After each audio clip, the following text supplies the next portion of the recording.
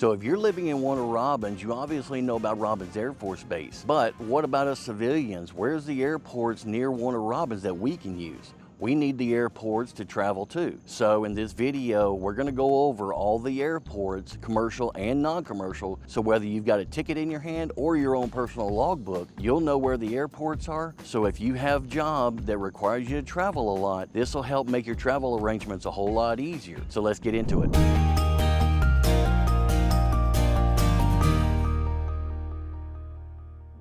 Hey guys, I'm Chris, your real estate problem solver. I'm a real estate agent and an investor in the Middle Georgia area. So if you have any questions about buying or selling real estate in the Middle Georgia area, Bonaire, Warner Robins, Kathleen, make sure to reach out to me. My information is in the description below. Now, I've been a pilot since I was 18 years old, so I've been around on the flight line, and I was a mechanic at Robbins Air Force Base for over 20 years. So I know a little bit about the airports and the flyways and byways of the Middle Georgia area.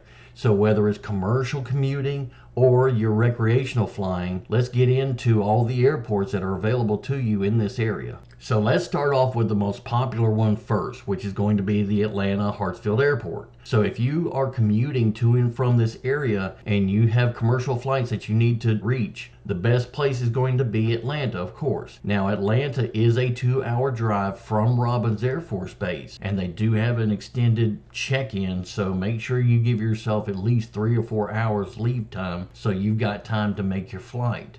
Now, Atlanta is the hub for Delta, and since it is their hub, it would probably be easier and you would have more choices if you book a flight with Delta. So if you commute on a regular basis, you might be used to driving 2 hours to Atlanta Airport, spending the 2 hours fighting through the check-in process and then waiting around. But if you'd rather go a different route, here's a suggestion. The second popular airport in the Middle Georgia area is going to be the Macon Airport.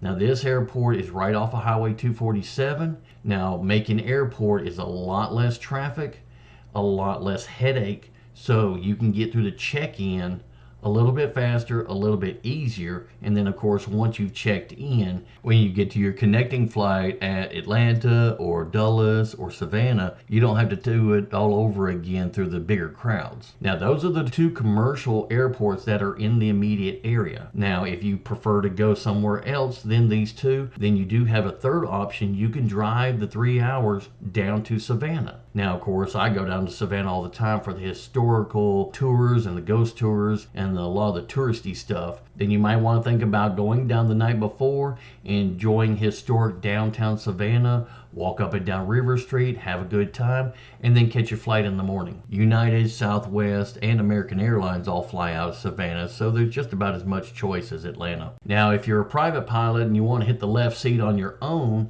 and fly in and out of places that don't have so much of a headache, then there are a couple options for you too. Herbert Smart Airfield is also Macon Downtown Airport, is a non-commercial FSBO, for you pilots to know what that is, that is up on the east side, the east side of Macon. I had to think for a minute because I haven't been up there in a little while. But they've got the full setup with the hangars, storage hangars, and then a fixed base operator that is available to get some instructions if you need them. They do have instructors up there. The one that I usually go to is going to be on the other end of Warner Robins, down in Perry. So Perry is the Houston County Airport. Again, it's not commercialized, but they do have a fixed base operator. They do have a VORTAC out there, so it's easy to navigate. And they've also repaved the runway and installed an ILS system on both ends of the runway to make it easier for corporate flights too. They do have covered and uncovered storage areas for